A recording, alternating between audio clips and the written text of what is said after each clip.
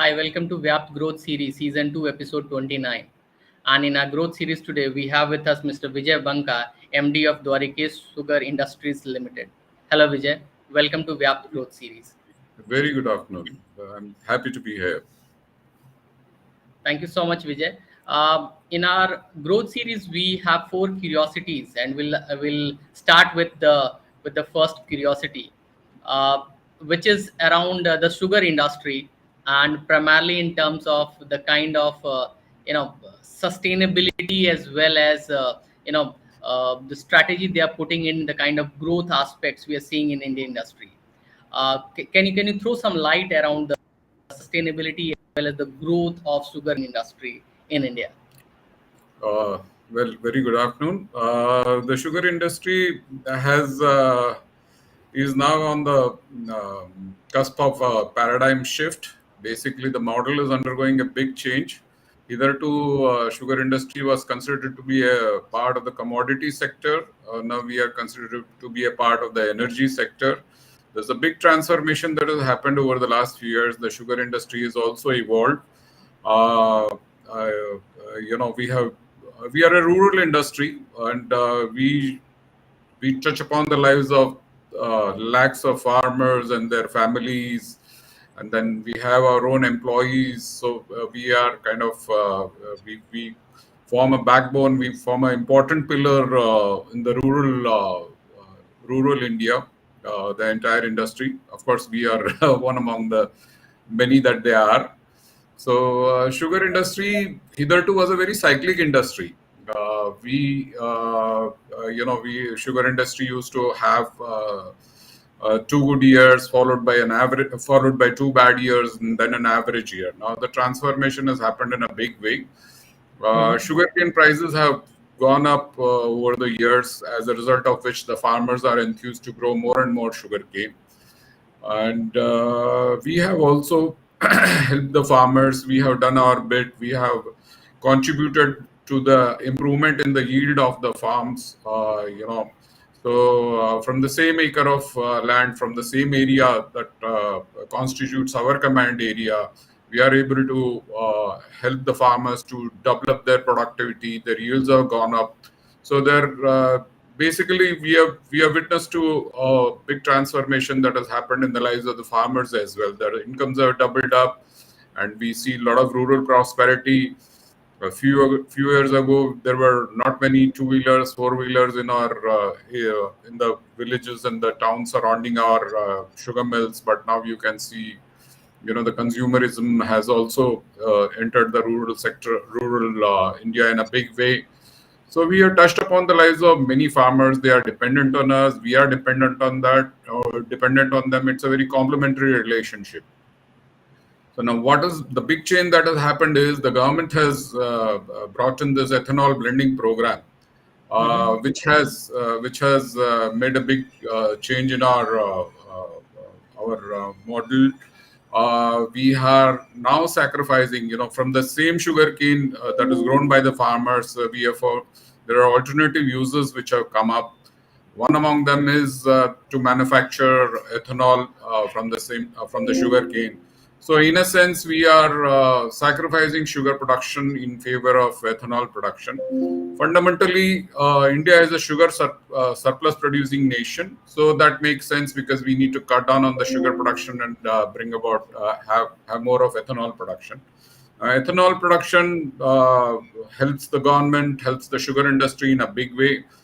Number one, we supply ethanol to the oil marketing companies who are able to cut their dependence on the imported crude.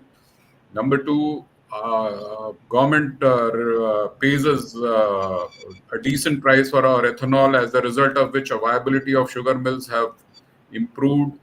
And as a result, we are able to pay the farmers on time, and the farmers are in turn enthused to grow more and more sugarcane. So it's a cascading effect that we see on the lives of the farmers and all around us.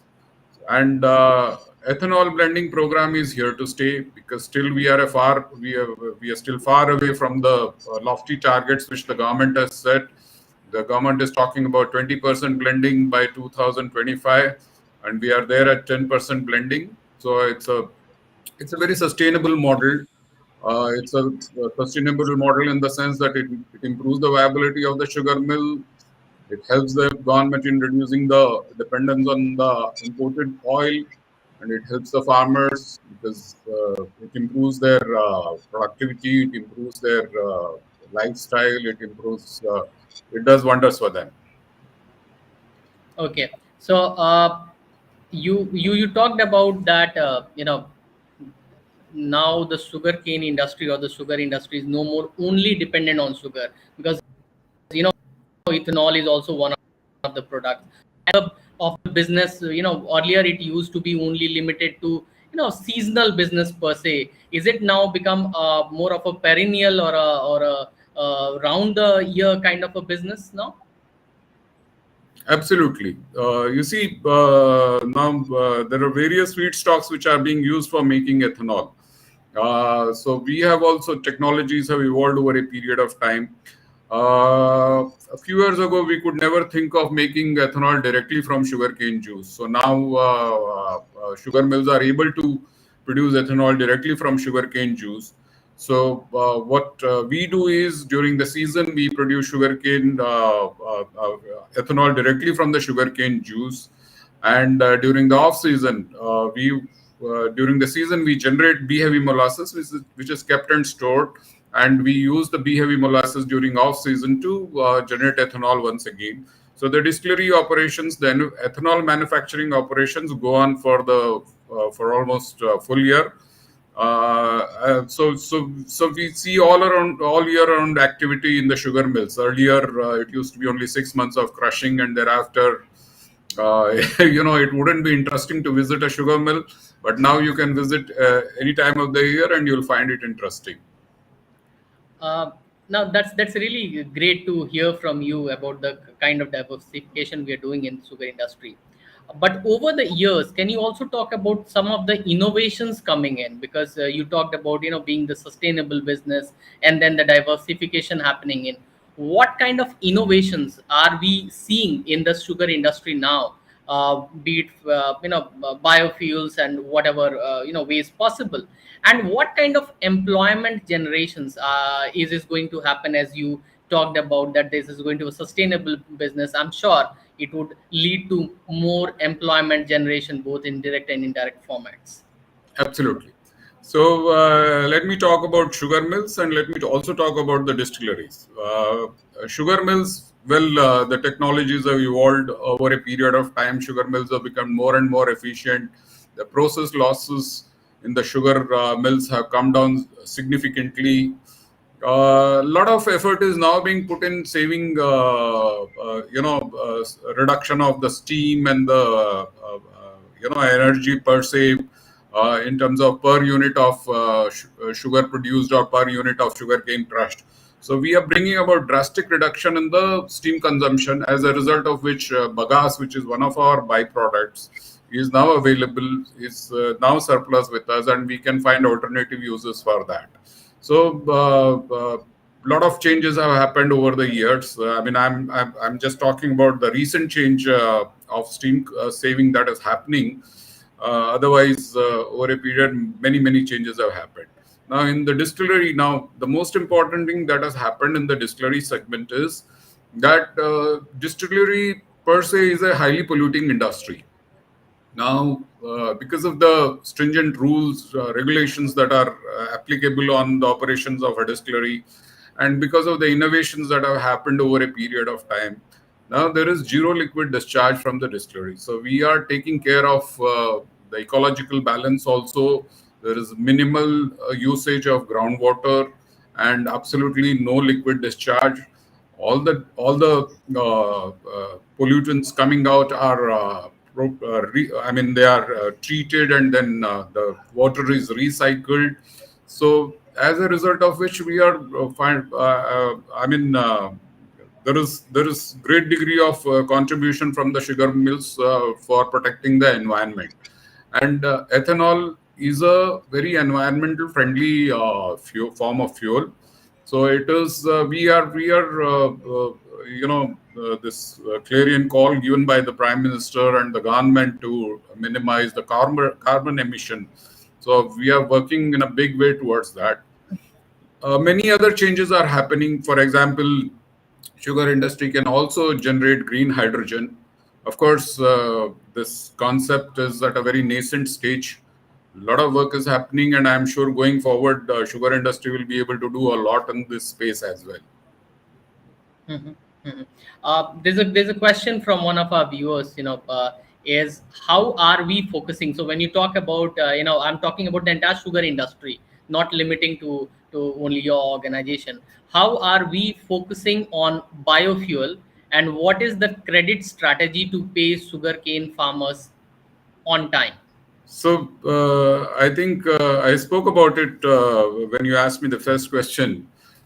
We have cut down on our sugar production. We are, sacrificing sugar. For example, sugar can be used both for juice can be used both for making sugar. In the conventional Mm-hmm, sense, entire sugarcane juice was used for making sugar. But now we have found mm-hmm, alternative uses for the sugarcane juice. So we are making ethanol. So we are within the same capacity, we are cutting down on sugar production and we are increasing the ethanol production. mm-hmm, So as a result of which, what has happened is our working capital cycle has got compressed. We are able to mm-hmm, sell, ethanol. Oil marketing companies pay us on time. We don't need to mm-hmm. store more ethanol, whereas sugar, we need to store on an average over a period of 7 to 8 months. So as a result, our working capital is stretched when we make only sugar. But because we are able to divert, sacrifice sugar production and do make ethanol out of that, which has got a lower working capital cycle. So we are able to pay farmers on time. We are in fact ahead of the curve. We pay them before the stipulated time. Oh, that's wonderful. That's Yeah. that's wonderful. Uh, uh, Mr. Banka, you talked about the various the innovations happening and the kind of opportunities which this is creating, and then you talked about the growth aspects as well as from environment point of view how it's shaping up. I'm sure this is going to go a long way. Now, after Yeah. your I must some add of the here, sir. direct answers, please Sorry to interrupt you. I must add here, there is another very interesting thing that we are working on, compressed biogas. So please. that's another area where Okay. sugar mills are very actively working on this particular product. And I'm sure you will find the days to come, you will find we contributing very, very extensively in this space as well.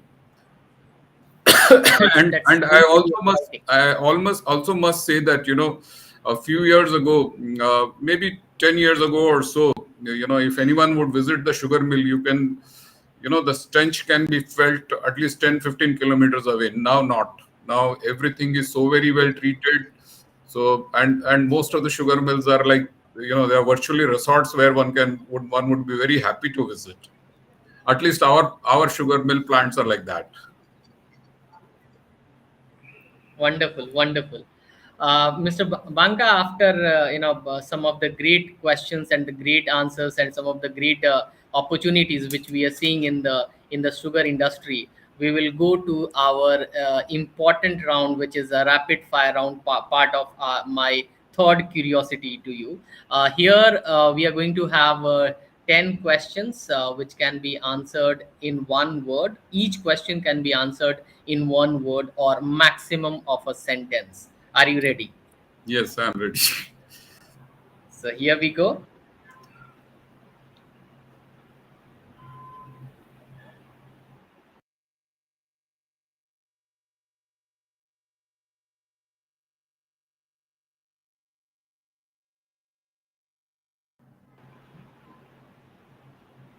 Okay, so I start with the first one.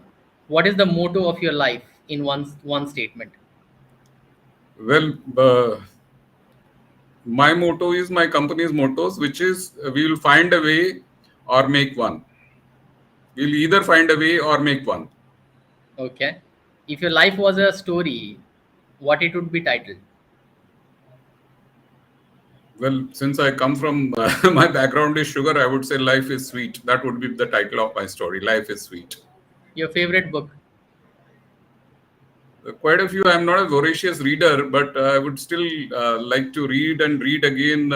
Good to Great from Jim Collins. Okay. If you could make up a holiday, what would it be named?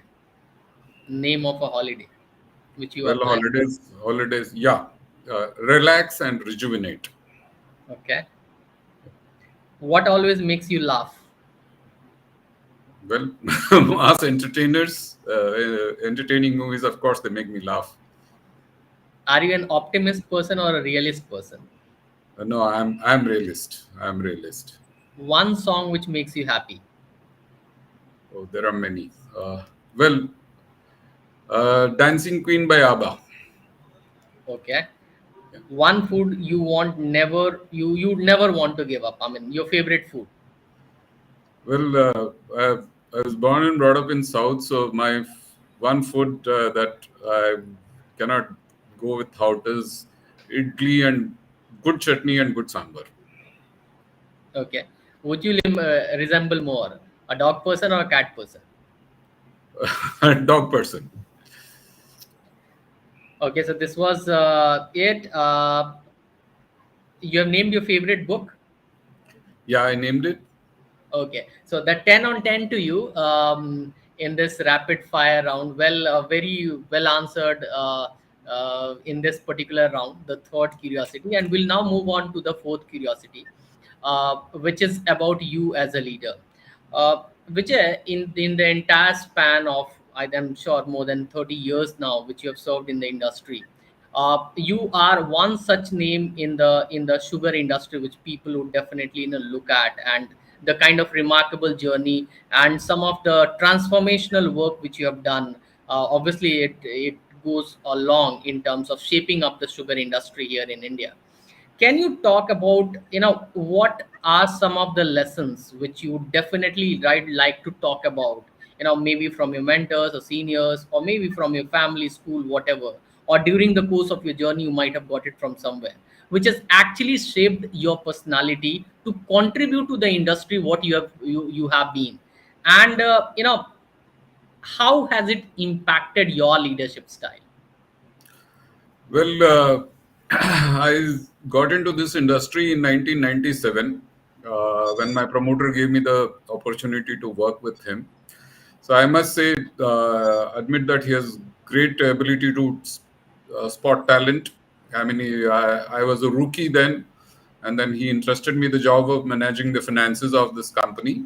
So I do believe that I do hope that I have not belied. I lived up to his expectations. So I learned a lot from my promoter, Mr. Gautam R. Muradka.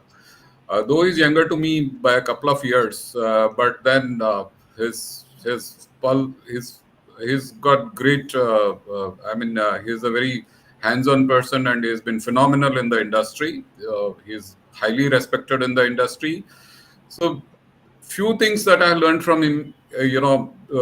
You just can't manage business by scratching the surface. You need to deep dive into whatever you are doing.